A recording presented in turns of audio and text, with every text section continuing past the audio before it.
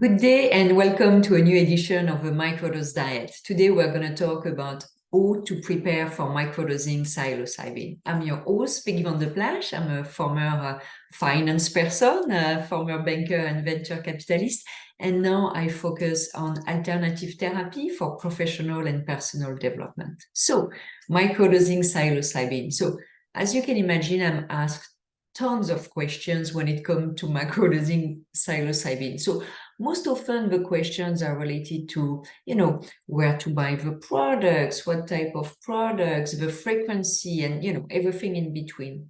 One of the questions I'm never asked, though, is how to prepare to best microdose psilocybin. And I'm sure you know that quote, victory loves preparation, and that is extremely important as you microdose psilocybin, that you have a great preparation in order to maximize the results. So this week, obviously, I will focus on preparation.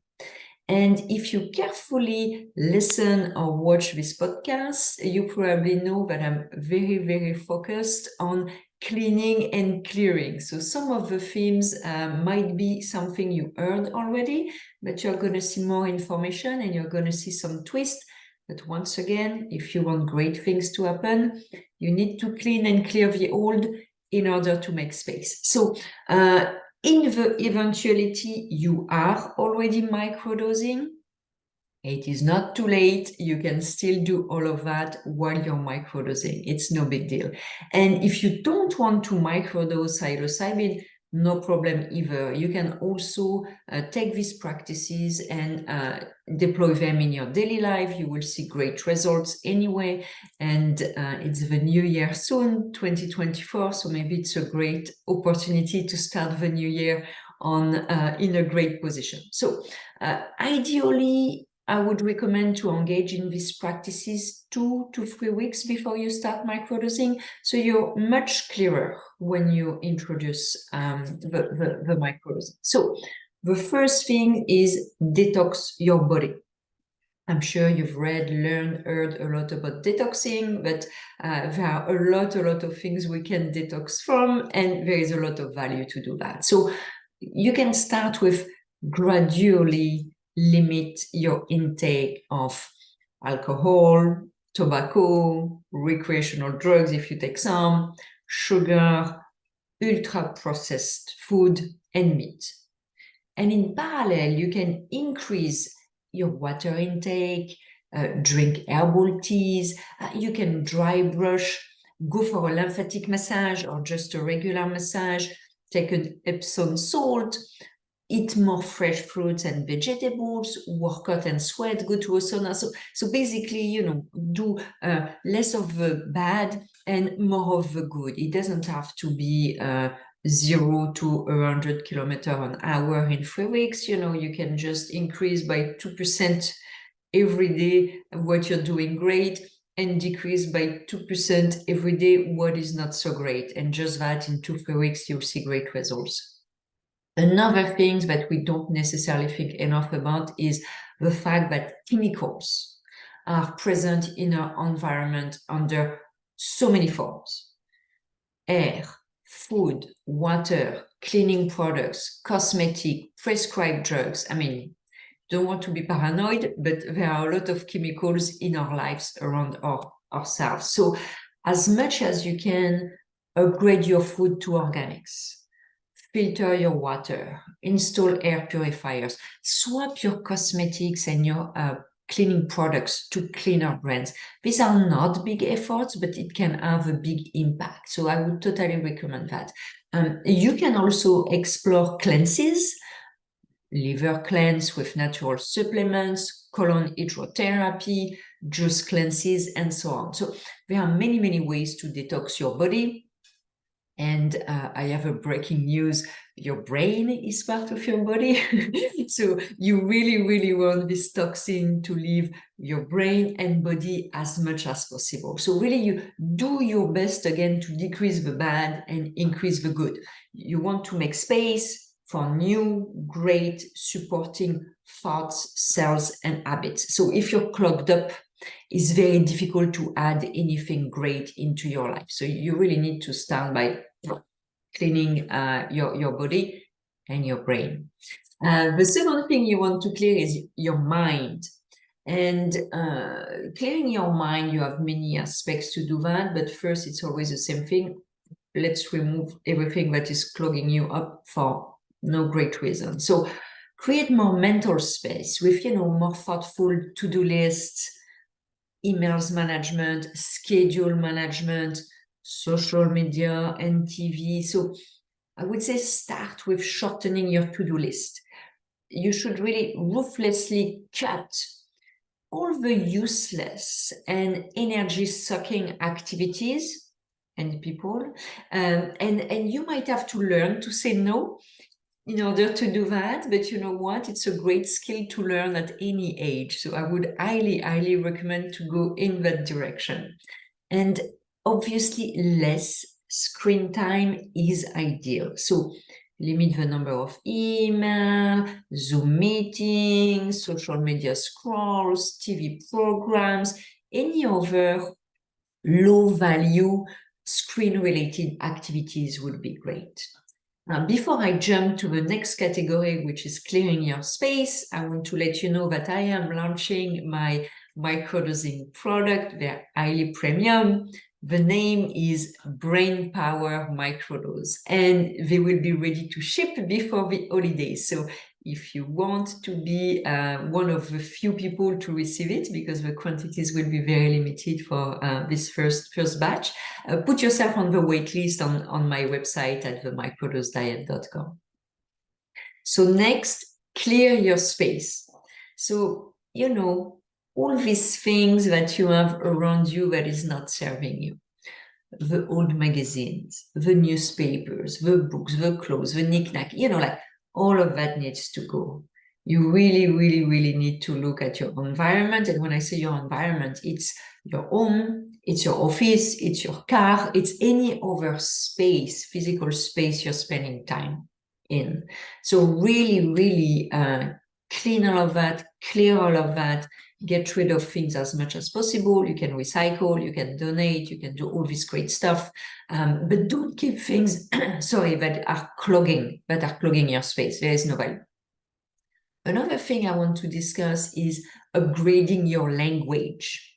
We don't talk enough about our language. So the first thing I want to talk about is avoid any negative exaggerations. So we all love these little exciting sentences. Oh, the traffic is horrible. The food is disgusting. That show was awful.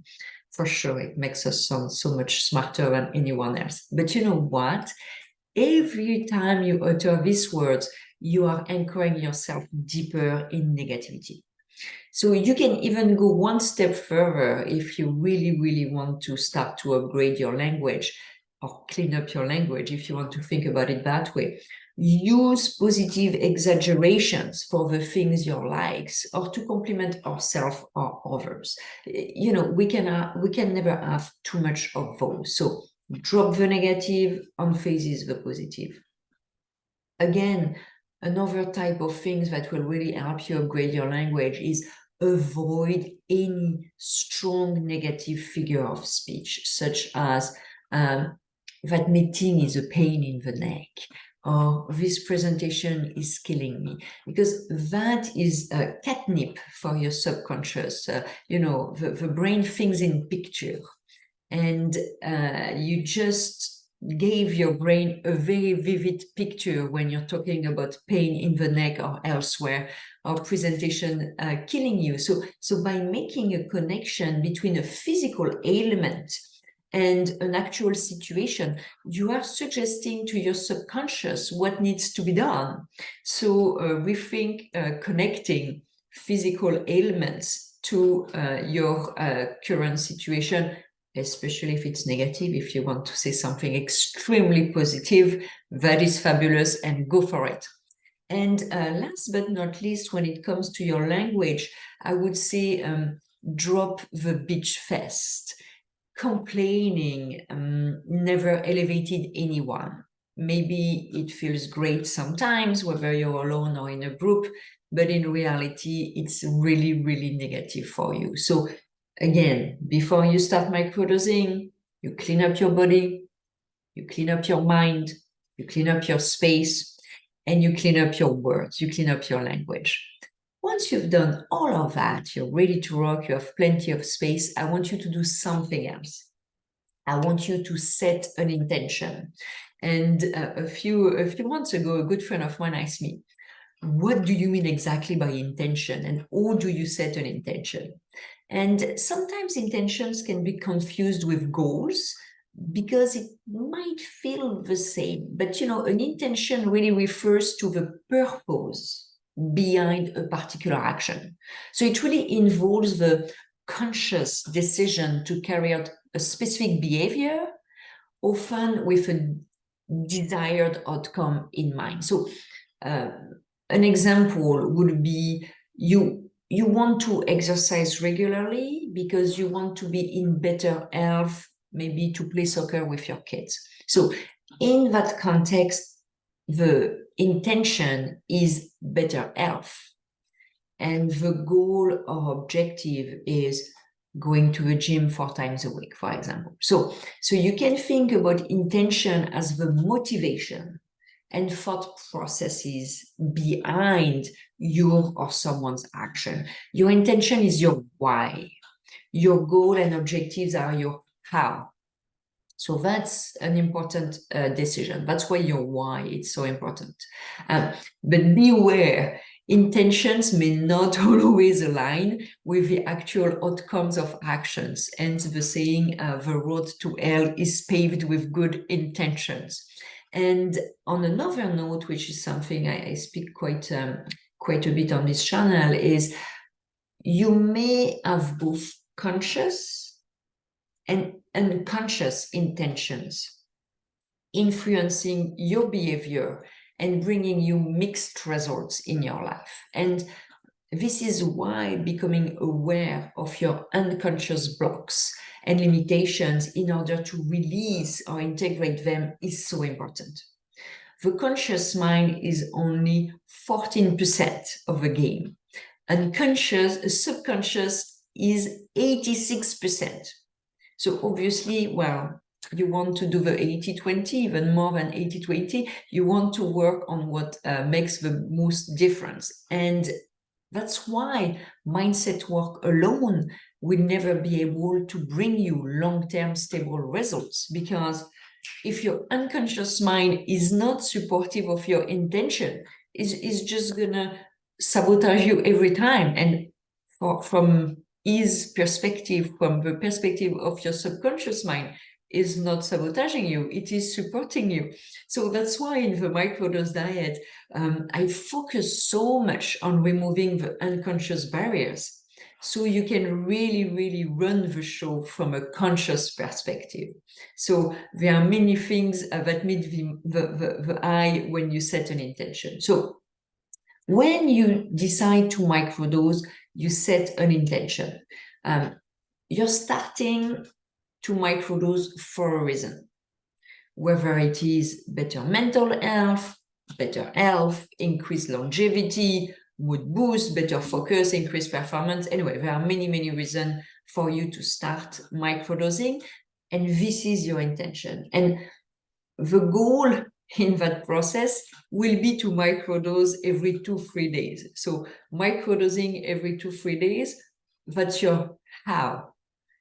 Your better mental health, mood boost, or increased performance, that's your why.